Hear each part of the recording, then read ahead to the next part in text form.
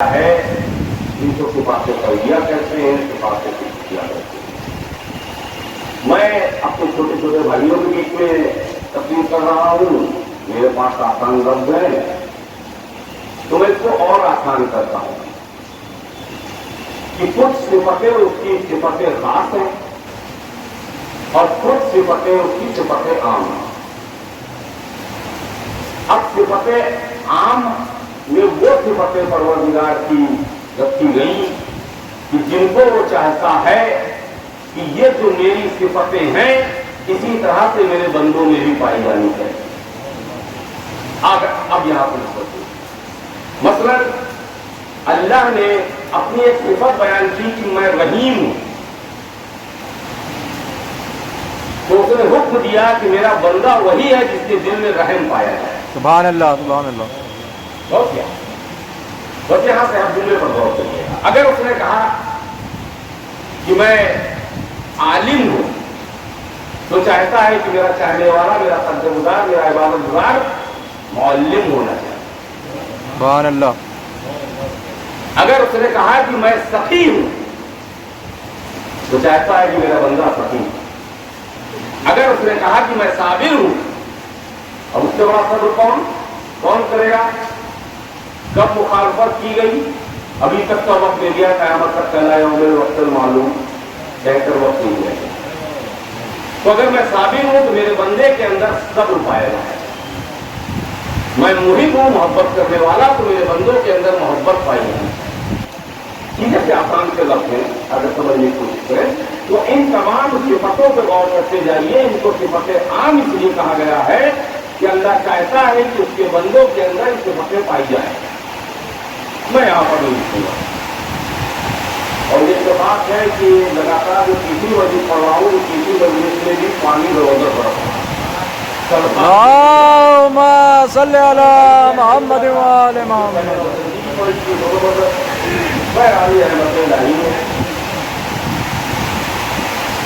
تو یہ صفتیں عام ہیں جو اس نے کہا کہ سب میرے بندوں میں پائی جانی چاہیے،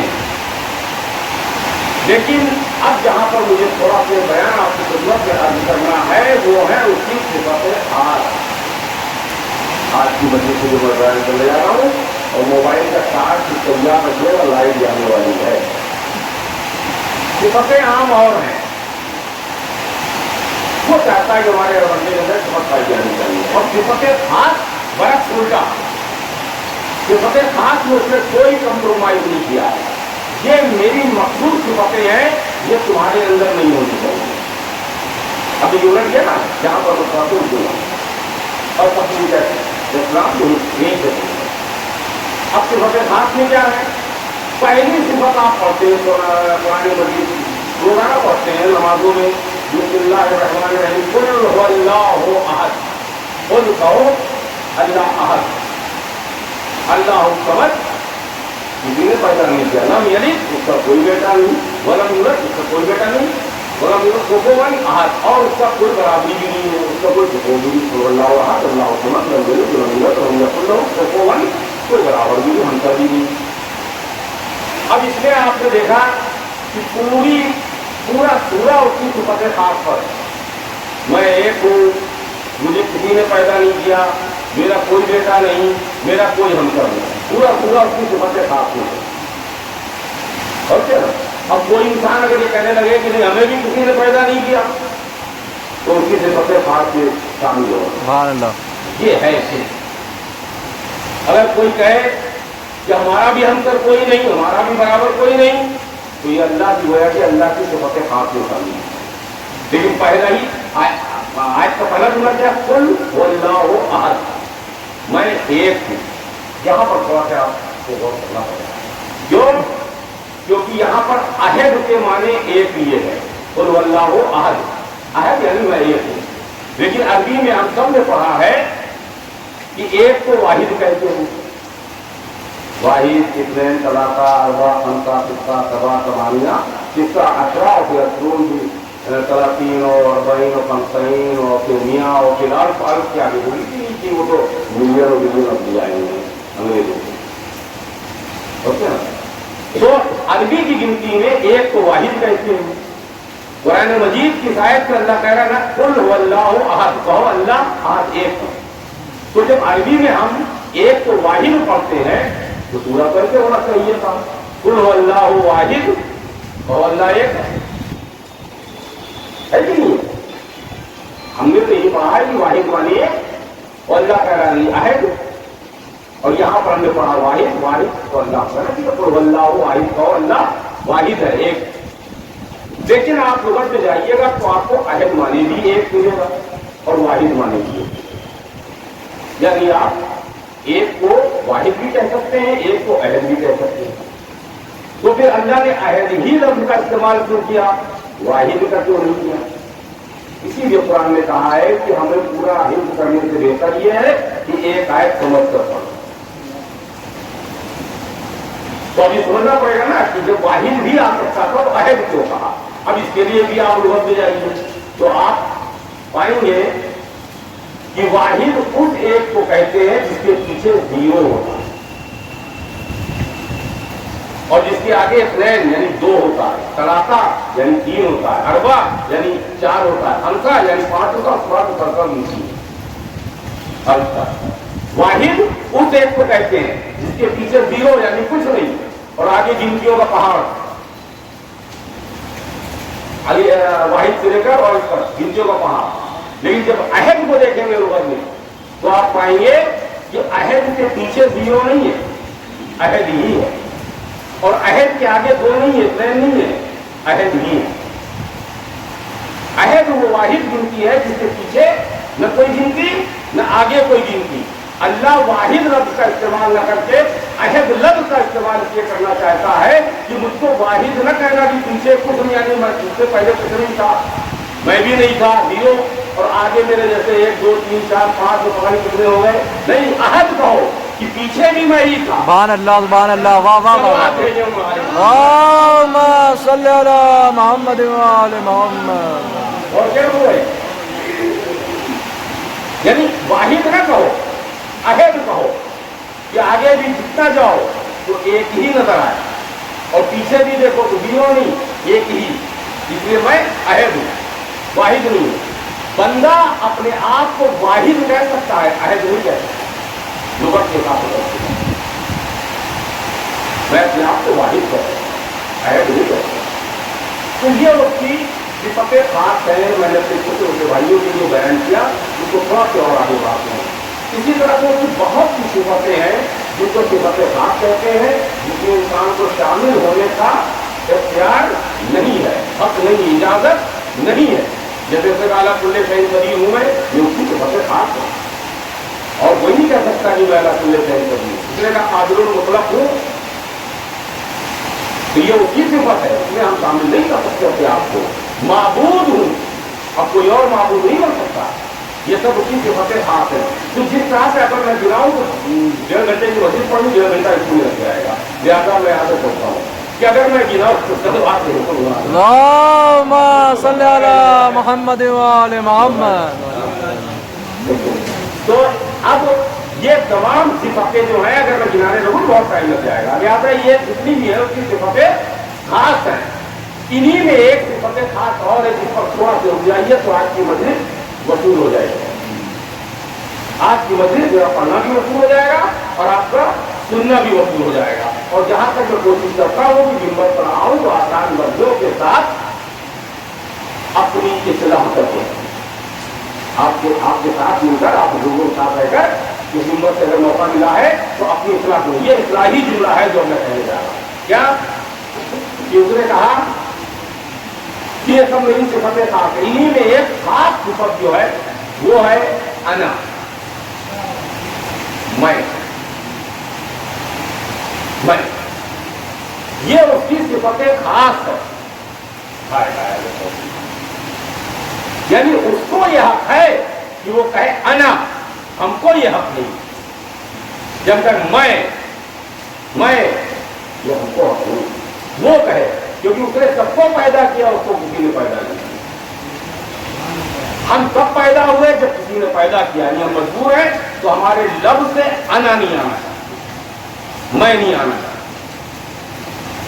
یہ لفظ انا، لفظ میں انسان کو تکبر میں ڈالتا ہے، اور جہاں انسان میں ڈوب جاتا ہے، تکبر میں آ جاتا ہے، تو گویا کہ وہ اس کی صفت خاص میں شامل ہو کر شرک کرتا ہے، اور شرک باللہ ہے اکبر الکبیر، بہت بڑا گناہ ہے، معافی ہونے والا۔ تو کس سے بچنا ہے ان کو؟ تکبر سے، میں سے۔ یہ عبادتیں جو ہو رہی ہیں نا، یہ جو نمازیں پڑھی جا رہی ہیں، جو ادائیاں ہو رہی ہیں، جو ممبر پیچھے سجے ہوئے ہیں اور خطیب بول رہے ہیں، جیسے دوسرے ذاتی بھی لگے ہوئے ہیں، ایک لمحے میں چوپٹ ہو گئے۔ ایک لفظ اگر انا کا آیا نہیں کی دل میں، پھر وہ برسوں کی عبادت ہو جاتا ہے۔ میں تھوڑی نہ کہہ رہا ہوں، قرآن کہہ رہا ہے، کہہ رہا ہے کہ نہیں کہہ رہا؟ اما 2 رکعت، امام کہتے ہیں 2 رکعت نماز ہزاروں سال میں پڑھی تھی، تو صرف 2 رکعت نماز ہزاروں سال میں، واقعی کتنی عبادت ہے۔ زمین کا کوئی حصہ نہیں بچا تھا جہاں پر اسے سجدے نہ کیے، اور ان سجدوں سے اس قدر اللہ راضی ہوا کہ اس کو فرش سے عرش پہ بلایا، اور عرش پر جا کر اس کی عبادتوں نے وہ زور مارا کہ اس کو جنت میں آنے جانے کی پرمیشن نہیں ہے، قرآن کی نہیں۔ اور پھر عبادتوں نے اور زیادہ زور مارا، تو اس کو فرشتوں کو استاد بنا دیا گیا۔ فرشتے سمجھتے تھے ہمارا استاد ہے، اللہ کا کوئی خاص ہے، کتنا بڑا ہوگا تھا، تصور کر سکتے ہیں اس سے بڑا ہوگا، جس کو جنت جانے کی پرمیشن، جس کو فرشتوں کا استاد بنا دیا گیا، جس کو عرش پر بلا لیا گیا، اس کی عبادتوں کا اندازہ لگا سکتے ہیں؟ اب یہ ساری عبادتیں کیا اس نے بت پرستی کی تھی تب گئی؟ کیا اس نے شراب پی تھی تب گئی؟ کیا اس نے جوا کھیلا تھا تب گئی؟ کیا اس نے کوئی لڑائی جھگڑا کیا تھا تب نہیں؟ کرنا قرآن نے کرنا، اس کی ساری عبادتوں کو اللہ نے اس کے منہ پر اس لیے نہیں مارا، اس نے شراب نہیں کی تھی، نہ اس نے کوئی جوا کھیلا، نہ کسی کا اس نے قتل کیا تھا، پھر کا ایک لفظ بولا تھا کیا؟ جب اللہ نے کہا کہ سجدہ کرنا، تو اس نے کہا میں بڑا، میں افضل، یہ مفضول، میں آگ یہ مٹی، آگ بلند مٹی پست، بڑا چھوٹے کو کیسے پوچھا؟ بولا تو نہیں بولا تھا؟ آپ کے سامنے پوری پکچر، پوری تصویر ہے کہ نہیں ہے؟ تو میں جملے لے کر آگے بڑھوں اگر نہیں سمجھ گئے۔ ایک لفظ بولا تھا، وہ عبادتیں کتنی زبردست، وہ میں نے گرا دی، فرش سے لے کر عرش تک، ایک لفظ بولا تھا، میں بڑا، صرف اتنا بولا تھا، فوراً اللہ نے ڈال دیا، تب بات کام پور کرنے لگا دیا، تکبر میں آ گیا، اور اپنے آپ کو بڑے لوگوں جیسا سمجھنے لگا، وکانا من الکافرین، سب سے بڑا عبادت گزار سب سے بڑا کافر بن گیا، صرف انا بول، اور کیا؟ اور ہم انسان کو بہت خوش ہیں، بہت خوش ہیں، تھوڑا سا تکلیف بڑھ رہی ہے یہاں پر، لیکن آپ کو جملہ جو ہے جب تک یاد رہے گا آپ دعائیں دیں گے انشاءاللہ، میرے والدین کو دعائیں دیں گے، یہ جملہ اس کو یاد رہے گا۔ کیا؟ ہم بڑے خوش ہیں انسان، کیا؟ چوری کی، فوراً مجھے شیطان نے بہکا دیا، سنیے گا جی، جھوٹ بولا، شیطان نے بہکا دیا، جھگڑا کیا، شیطان نے بہکا دیا، گالیاں دی، کس نے؟ ہم نے، انسانوں نے، الزام کس پر؟ شیطان نے بہکا دیا، یہ کام غلط کیا، شیطان نے بہکا دیا، یعنی سارے برے کام حضرت انسان کر رہے ہیں، اور بیچارہ مجرم ثابت ہو رہا ہے شیطان۔ چلے ٹھیک ہے، مان لیا، اپنی ضروریت کو ہونی چاہیے، مان لیا کہ ہم نے کچھ بھی کیا، شیطان نے بہکا دیا۔ تو اب آپ مجھے یہ بتائیے کہ انسان اگر بہکا تو شیطان نے بہکا دیا، الزام لگایا، شیطان کیسے بہکا؟ ہائے ہائے، اگر یہ جملہ سنے تو پھر کافی وصول ہے، بھائی شیطان پیدائشی شیطان روزہ نہیں ہوا، ابھی تو میں پڑھا تو قرآن آپ کے سامنے، پیدائشی میں عبادت گزار تھا، زمینوں کو تصدیق کیا، اس کے تصدیق کیے، یہ تو عبادت گزار تھا، اللہ والا تھا، اللہ کے پاس ایسا تھا، اللہ کا قریبی بندہ تھا، اس کو کس نے بہکایا؟ ہم بہکے، ابلیس نے، شیطان نے بہکا دیا، ہم وہ بہکا تو کس نے بہکایا؟ بڑا سوال ہے آپ کی منزل کا، غور کریں میرے چھوٹے چھوٹے بھائی جو انالیسس کرتے ہیں، کہ انسان بہکے، آسان سا جملہ، شیطان نے بہکا دیا، چلیے ٹھیک ہے، اب وہ شیطان جو بہکا ہے اس کو کس نے بہکایا؟ آپ کو بتایا کسی نے؟ یہ بڑا سوال ہے، میں ریپیٹ اس لیے کر رہا ہوں، اگر سوال ذہن میں جائے تو جواب دیا جائے گا۔ جب عباس بیٹھ گئے شیطان پر الزام، اور وہ اتنی عبادتیں کرنے کے بعد بہتا، ہزاروں سال کی عبادتیں سجدے کرنے کے بعد بہتا، ہم اس کو کتنے بہتا ہے؟ قرآن کہہ رہا ہے اس کو تکبر میں بہتا ہے۔ میں نے آسانی سے کہہ دیا، قرآن کہہ رہا ہے کہ اس کو انا نے بہتایا، تکبر نے، میں نے، غرور نے، گمنڈ نے بہتایا۔ اللہ نے قرآن میں کہا ہے کہ کہا میں رحیم ہوں، گناہوں کو بخشنے والا ہوں، لیکن کب؟ اس جملے بہت باریک جملہ ہے، غور کریے گا۔ میں رحیم ہوں، گناہوں کو بخشنے والا ہوں، لیکن کب؟ کہا اگر شیطان نے بہکا دیا تو مجھے رحیم پاؤ گے، لیکن اس نے اگر بہکایا، جس نے شیطان کو بہکایا، صلوات بھیجوں گا اللہم صلی علی محمد وعلی محمد عجل فرجہم۔ ہے بڑا جملہ کہ نہیں؟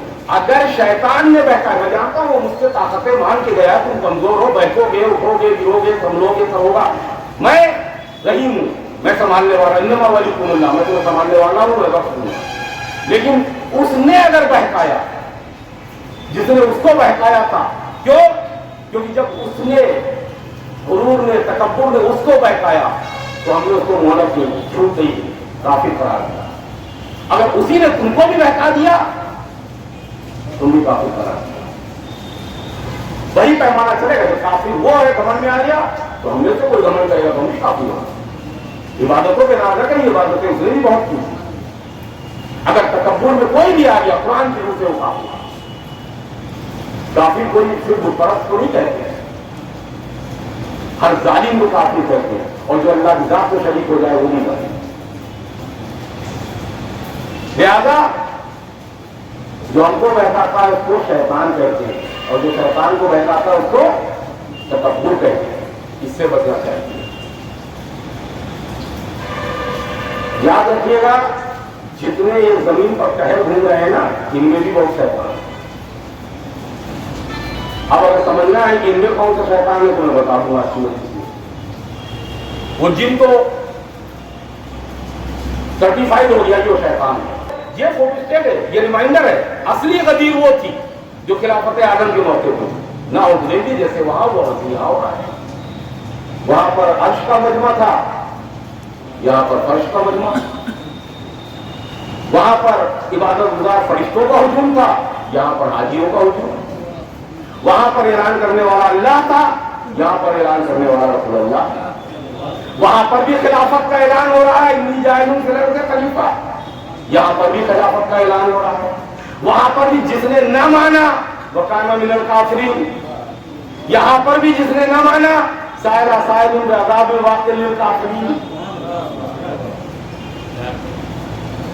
بھائی ہے کہ نہیں ہے؟ وہ ہو چکی خلافت آدم۔ اللہ کو یہ بتانا تھا کہ یاد کر لو، خلافت آدم کے موقع پر میں نے پیمانہ بنا دیا ہے کہ خلیفہ میں بناتا ہوں، تم نہیں۔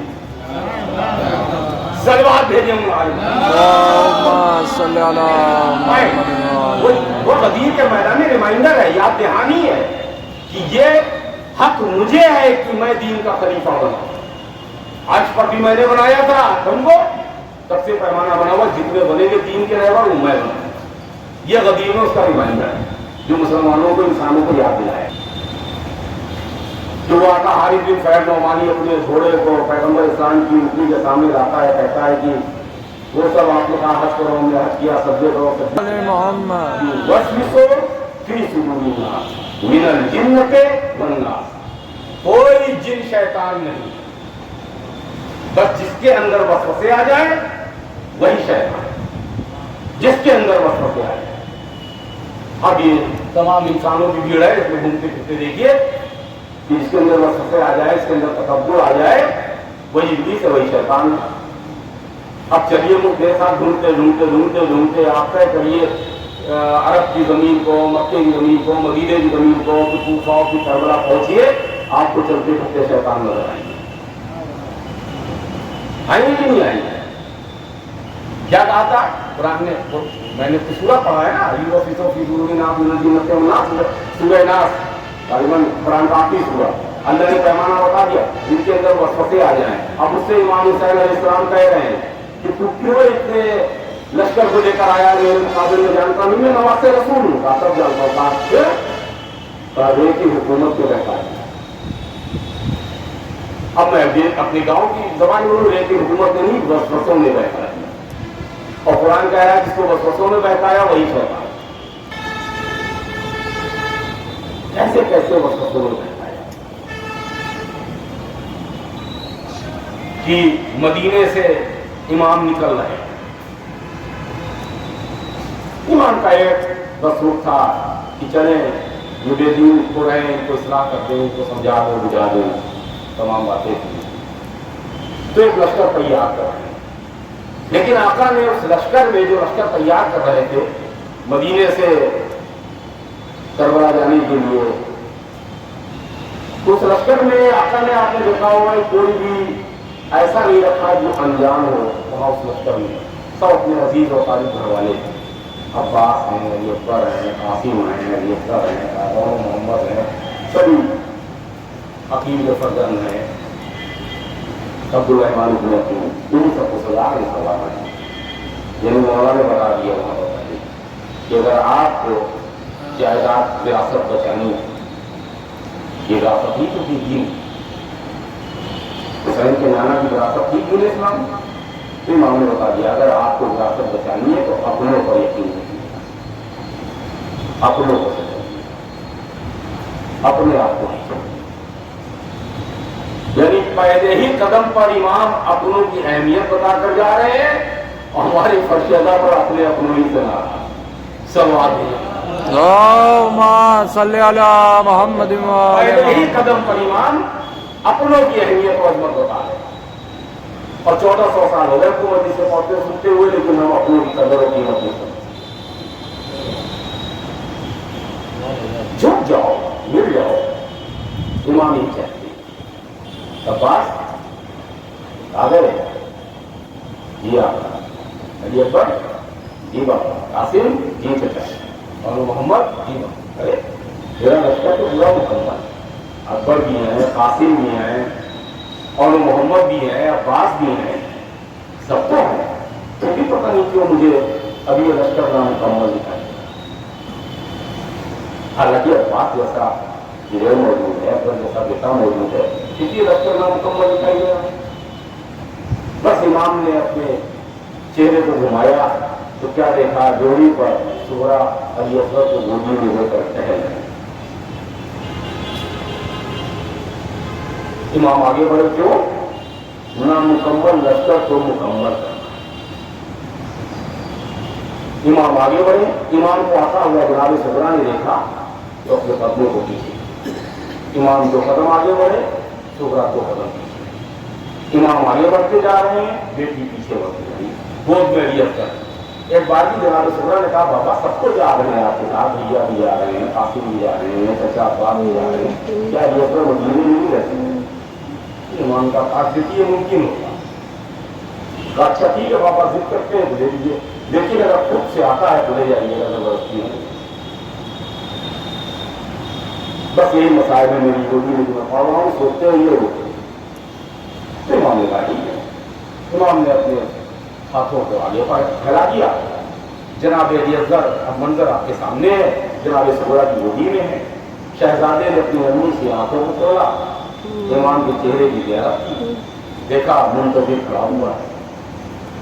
ایک بار بھی پلٹ کر اپنی بہن کے چہرے کی طرف دیکھا, بہن آنکھوں میں اشکوں کا سمندر لیے ہوئے. ایسا نہ ہو کہ اگر تمہاری وجہ سے یہ سمندر آنکھوں سے بہ جائے. تو تاریخ لکھنے والوں نے لکھا کہ ایک بار بھی بابا کے چہرے کو دیکھا, ایک بار بھی بہن کے چہرے کو دیکھا, بھائی اپنی بہن کے سینے سے بھی بڑھ گیا. بس یہ منظر حسین نے دیکھا کہ علی اصغر صغرا کے سینے سے بھی پڑ گئے ہیں, تو اپنے اٹھے ہوئے ہاتھوں کو نیچے, کوئی بات, علی اصغر تمہیں بہن مبارک, تمہیں وطن مبارک, تمہیں گھر مبارک. بیٹی کیا میں جاتے جاتے علی اصغر کے کانوں میں کچھ کہہ سکتا ہوں؟ کہا بابا ٹھیک ہے, کانوں میں جو مرضی ہو گئی. لیکن یہاں پر رکیے مسائل ابھی تک امام زور زور سے گفتگو کر رہے ہیں. اب ایسی کون سی بات ہے جو امام قانون میں کہنا چاہتا ہے؟ قرآن نے کیا کہا؟ قرآن کی بات ہے، قیاس کیا جا سکتا ہے، لکھنے والوں نے لکھا بھی ہے، پڑھنے والوں نے پڑھا بھی ہے، لیکن قرآن کی بات کسی نے سنی ہے، قیاس کیا جا سکتا ہے. میرا دل کہتا ہے کہ امام جو اب تک زور زور سے گفتگو کر رہے تھے، اب علی اصغر کے کانوں میں کچھ ایسا ہی کہنا چاہتے تھے کہ جس کو زور سے کہتے تو سغرا برداشت نہ کرتا. شاید یہی کہا ہو کہ اے علی اصغر تم نہیں جانا چاہتے تو بولا نہ جاؤ، تمہیں مدینہ مبارک، لیکن دیکھو میں تمہارے چچا عباس کو لے کر جا رہا ہوں، تمہارے بھائی علی اکبر کو لے کر جا رہا ہوں، قاسم کو لے کر جا رہا ہوں. سن لو، اس دین کی حفاظت کے لیے تمہارا چچا اپنے بازوؤں کی قربانی دے گا، تمہارا بھیا اپنے سینے کی قربانی دے گا، قاسم کی لاش کے ٹکڑے ہو جائیں گے، لیکن علی اصغر اگر تم کربلا کے میدان میں نہیں پہنچے تو تمہارے چچا عباس کی قربانی ضائع ہو جائے گی، علی اکبر کی قربانی بیکار ہو جائے گی، قاسم کی شہادت و قربانی بیکار ہو جائے گی. بس علی اصغر نے جب یہ سنا تو ہمت کر بہن کی گودی کو چھوڑا، بابا کی گودی میں کہتے ہوئے آئے، بابا یہ ہو ہی نہیں سکتا کہ میرے رہتے ہوئے میرے چچا کی قربانی بیکار ہو جائے، میرے بھیا کی قربانی ضائع ہو جائے. بس بابا میں چل نہیں پاتا ہوں، ہو سکے تو آپ اپنی گود میں لے کر چلیے گا. حرملہ کے تیر کا جواب اپنی مسکراہٹ سے آپ کا بیٹا دے گا. اِنَّا لِلَّهِ وَإِنَّا إِلَيْهِ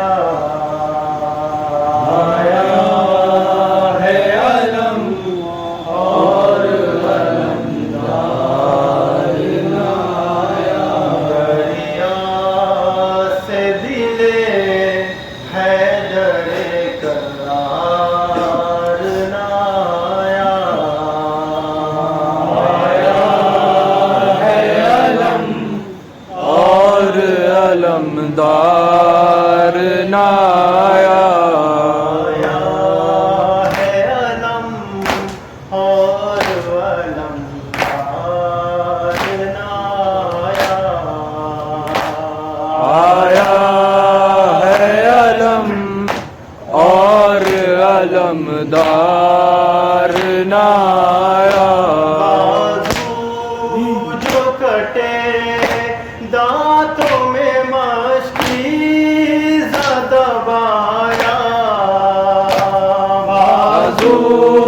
جو کٹے دانتوں میں مشکی زیادہ بایا جب مشک چھدی پھر وہ حیادار نایا آیا ہے علم اور علمدار نایا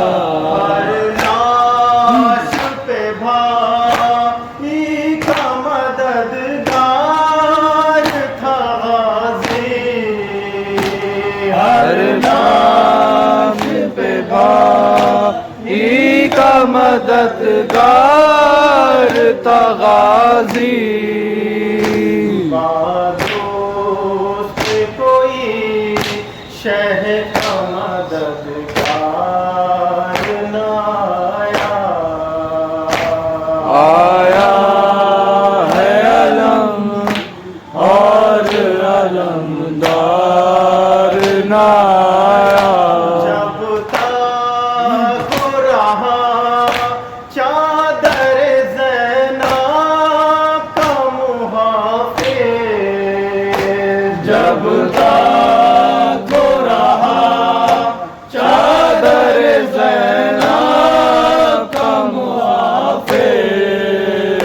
خیمے کی طرح کوئی ستمگار نہ آیا ہے علم اور علمدار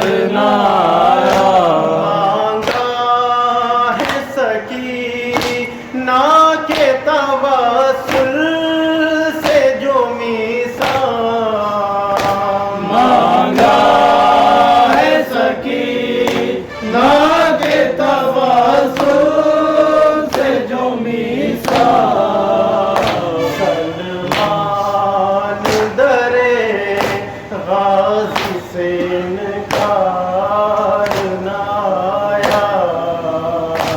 آیا ہے علم اور علمدار نہ آیا.